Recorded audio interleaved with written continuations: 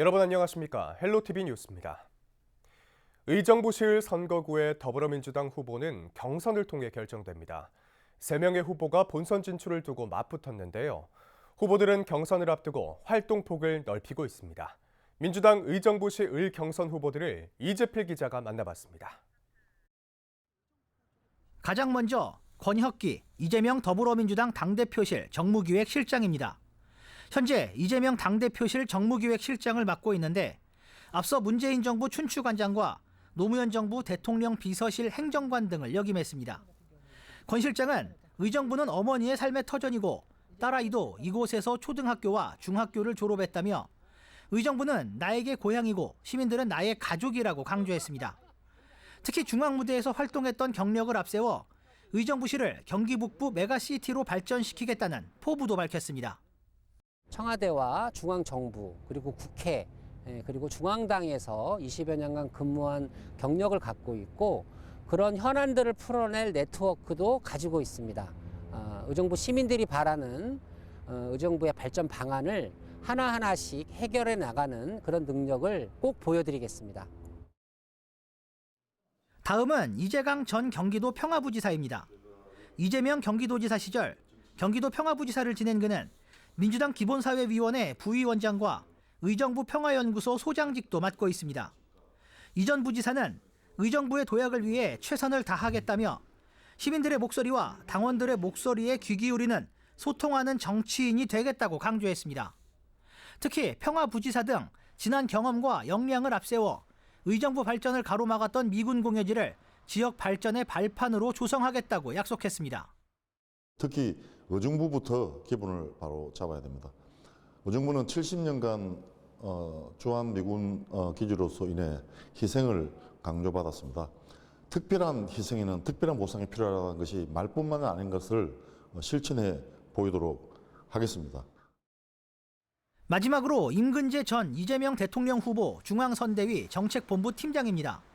임 전 팀장은 경기도 경제과학진흥원 상임이사와 대통령 직속 국가균형발전위원회 국민소통특별위원을 역임했습니다.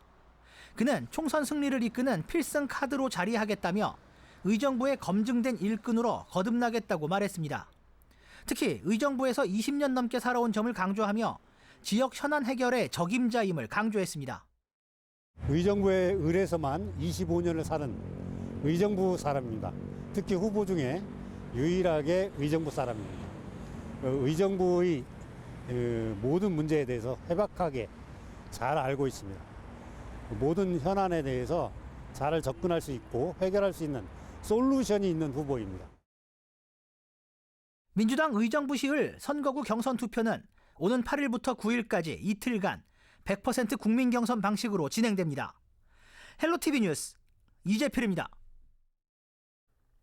양주시청과 양주역 사이 64만여 제곱미터 면적에 추진 중인 역세권 개발 사업 부지 조성 공사가 오는 6월 마무리될 예정입니다. 양주시와 시행사는 현재 부지 공정률이 83%라고 밝혔습니다. 대부분의 부지 조성은 마무리된 상태로 현재 남은 기반 시설과 일부 도로 공사 등이 진행되고 있습니다.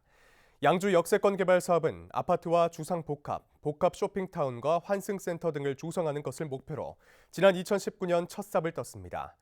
양주시는 이 사업이 시의 관문인 양주역 주변에 조성되는 만큼 지역 경제를 이끌 중심지가 될 것으로 기대하고 있습니다. 양주시가 탄소중립포인트제 신규 참여자를 모집합니다. 탄소중립포인트제는 전기 사용량이나 자동차 주행거리 등을 줄여 실적에 따라 성과급을 현금으로 돌려받는 제도입니다. 전기나 수도 사용량 절감 등 에너지 분야는 연간 최대 67,500원을 환급받을 수 있고 자동차 분야는 최대 10만 원의 성과급이 지급됩니다. 에너지 분야는 상시 접수받고 있으며 자동차 분야는 11일부터 22일까지 선착순으로 모집합니다. 동두천시가 6일 오후 노인복지관에서 지역 특성화 화재 대비 민방위 훈련을 실시했습니다. 훈련에는 박형덕 동두천시장과 지역 주민 등 약 80여 명이 참여했는데요. 훈련은 화재 경보 발령과 대피 등 실제 화재 상황처럼 진행됐습니다.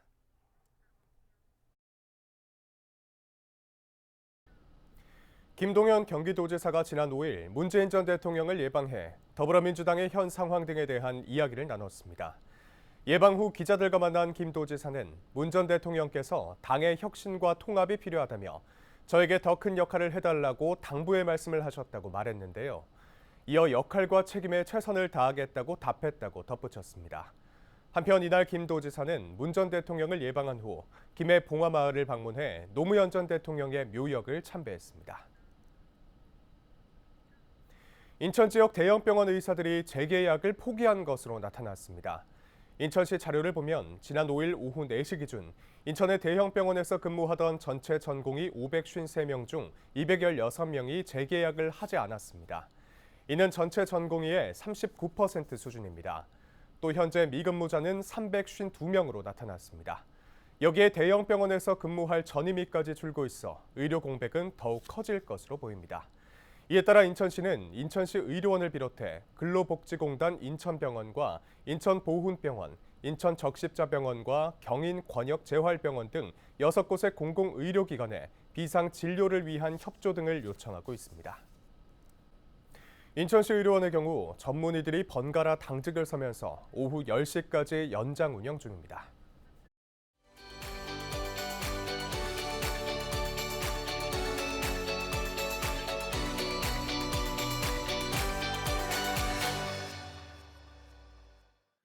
금품이나 식사를 대접해 선거법을 위반했다는 기사 간혹 접해보셨을 겁니다. 공직선거법에서 기부행위란 선거구 안에 있는 자나 기관, 단체, 시설 또는 선거구 밖에 있더라도 선거구민과 연고가 있는 자나 기관, 단체, 시설에 대하여 금전, 물품, 기타 재산상 이익을 제공하거나 약속하는 행위를 말합니다. 기부행위가 가능해지면 선거 자체가 후보자의 인물이나 식견, 정책 등을 평가받는 기회가 되기보다는 후보자의 자금력을 겨루는 과정으로 타락할 위험성이 있겠죠. 때문에 공직선거법에서는 이를 방지하기 위해 기부행위를 제한하는 겁니다. 그럼 어떤 사람들이 기부행위를 할 수 없을까요? 국회의원과 지방의원, 지방자치단체장, 그리고 정당의 대표자와 후보자, 입후보 예정자는 기부행위를 할 수 없습니다. 이에 더해 그들의 배우자 또한 선거에 관한 여부를 불문하고 일체의 기부행위가 금지됩니다. 위반되는 기부행위는 이렇습니다. 선거구민의 행사에 금품이나 음식물을 제공하는 행위, 지역 경로당이나 노인정에 인사 명목으로 과일 등을 선물로 제공하는 행위, 설이나 추석 등 명절에 귀향 귀경버스를 무료로 제공하거나 대합실 등에서 다과나 음료를 제공하는 행위, 모두 위반 사례에 해당합니다. 만약 선거법을 위반해 금품이나 물품을 제공한 사실이 적발되면 5년 이하 징역이나 1,000만 원 이하 벌금에 처해집니다. 받은 사람 또한 최고 3천만 원 범위에서 제공받은 금액의 10배 이상, 50배 이하에 상당하는 과태료가 부과되니 각별히 유의하셔야겠습니다. 혹여 선거법을 위반한 기부 행위를 발견했다면 국번 없이 1390으로 신고하시기 바랍니다. 올바른 선거 문화 정착, 바로 유권자 여러분의 힘으로 이뤄집니다. 슬기로운 유권자 생활, 박주연입니다. 인프라적으로는 사실 완벽하지 않은 프로덕트를 가지고 시장에서 검증을 계속 해나가는 데 있어 스타트업들이 어려움을 많이 겪고 있는데, 특히 아직 레퍼런스가 없다 보니까 그 레퍼런스를 처음 만드는 데 있어서 어려움이 있습니다. 그래서 대기업이나 정부기관, 다른 스타트업들에 충분히 좀 저희가 테스트를 해볼 수 있는 여건을 마련해 주실 수 있는 그런 정책은 굉장히 도움이 많이 될 것 같고요. 스타트업적으로 지원 정책들을 말씀드린 비용적인 부분에서 늘려가는 것이 필요하다고 생각을 하고요. 가장 그 부분이 크게 도움이 되고, 그리고 또 이제 단순한 뭔가 네트워킹 행사보다는 조금 더 각 스타트업들이 실제로 만들고 있는 제품에 대해서 조금 더 정보를 교류할 수 있는 그런 장들이 더 마련되면 더 스타트업들한테 도움이 될 거라고 생각을 합니다. LG엘로비전이 국회의원 선거에 출마하는 지역구 예비 후보자들에게 주민들이 원하는 우리 동네 희망 공약을 전달했습니다.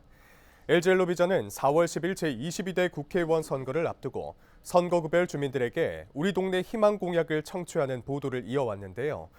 이슈토크 대담에 출연하는 국회의원 예비 후보자들에게 주민들의 바람이 담긴 우리 동네 희망 공약을 전달했습니다.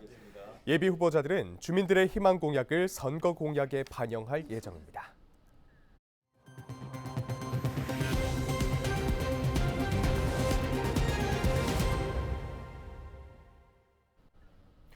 국가철도공단이 기존 철도시설 지하화 사업의 속도감 있는 추진을 위해 철도 지하화 추진단을 신설하기로 했습니다. 철도 지하화 추진단은 철도시설 상부 개발과 지하철도망 건설 방안, 지하철도 노선의 재배치와 통합 역사, 교통 환승 체계 등 추진 방안이 포함된 종합 계획을 마련할 계획입니다. 추진단은 우선 경인선 등 정부 공약 사업을 중심으로 지역별 제안을 받고 계획의 완결성이 높은 구간을 선도 사업으로 연내 선정한 후 2025년 상반기에 노선별 기본계획 수립에 나설 예정입니다. 서울시 전체 면적의 25%에 달하는 그린벨트에 대한 전면 재검토가 이뤄집니다. 그린벨트는 도시의 무분별한 확산을 방지하고 도시 주변 자연 환경을 보존하기 위해 지난 1971년에 도입된 제도인데요. 서울시는 이번 달 중 그린벨트의 효율적 관리와 활용 방안을 마련하기 위한 연구 용역에 들어간다고 밝혔습니다. 시는 구역별 여건 분석과 자치구 의견 수렴을 거쳐 올해 안에 그린벨트 조정 및 해제 기준을 마련할 방침입니다. 서울 25개 자치구 교육 경비 보조금이 지난해 대비 1억 6천만 원이 삭감된 것으로 나타났습니다. 서울시교육청은 올해 서울시 자치구가 각급 학교에 교부하는 교육 경비 보조금을 3,368억 원 확보했다고 밝혔습니다. 이는 올해 자치구 예산 22조 3천억 원 가운데 1.5%를 차지하는 규모입니다. 또 지난해 대비 1억 6,670억 원이 감소한 것이며 학생 1인당 평균 지원금은 42만 4천 원입니다. 경기도가 올해 서울과 경기도를 잇는 광역버스 노선에 전기버스 50대를 투입합니다. 특히 김포와 서울역을 오가는 8,600번 노선 등 김포 지역에만 총 10대의 2층 버스를 투입할 계획인데요. 도는 김포 골드라인의 교통 혼잡 완화를 위해 전기버스 투입을 결정했습니다. 전기버스는 친환경 교통수단으로 교통약자의 이용 편의를 위해 저상버스 형태로 만들어졌습니다. 경기도가 정신질환 치료비를 지원하는 마인드케어 사업의 대상자를 청소년까지 확대합니다. 마인드케어는 경기도에 거주하는 34세 이하 청년과 65세 이상 노인에게 1인당 연간 36만 원의 정신건강 치료비를 지원하는 사업인데요. 올해부터 15세 이상 청소년도 지원 대상에 포함됐습니다. 관련 내용은 시군 정신건강복지센터에서 안내받을 수 있습니다. 인천시가 어린이 통학 차량의 LPG차 전환을 지원합니다. 지원 대상은 중형 승용차나 9인승 이상 15인승 이하의 승합차, LPG 어린이 통학 차량을 새롭게 구매하는 어린이 통학 차량 소유자 또는 차량 공동 소유자입니다. 어린이 통학 차량 신고 필증상의 주소지가 인천시여야 하며 기존 경유 차량은 폐차해야 합니다. 지원을 희망하는 어린이 통학 차량 소유자는 지원 신청서를 작성해 인천시 대기보전과로 방문 접수하면 됩니다. 지원은 예산 소진 시까지 진행되며 선착순으로 지원 대상자를 선정할 방침입니다. 인천시가 슬레이트 철거와 지붕 개량을 지원합니다. 슬레이트에는 성면이 10에서 15% 함유된 건축 자재로 노후화로 성면 먼지가 공기 중에 퍼지면 건강을 해칠 우려가 있습니다. 이에 시는 주택과 창고나 축사 등의 비주택 지붕재나 벽체로 사용한 슬레이트 철거와 처리 비용을 지원하기로 했습니다. 또 슬레이트 지붕을 철거한 경우에는 지붕 개량도 함께 지원합니다. 한 동당 최대 700만 원을 지원하며 기초수급자와 차성위 계층 등 우선 지원 가구에는 철거 비용 전액을 지원할 예정입니다. 자세한 내용은 인천시 또는 해당 지자체 누리집에서 확인할 수 있습니다. 인천 지역의 깨끗한 수돗물 공급을 위한 상수도 관세척 공사가 이달부터 시작됩니다.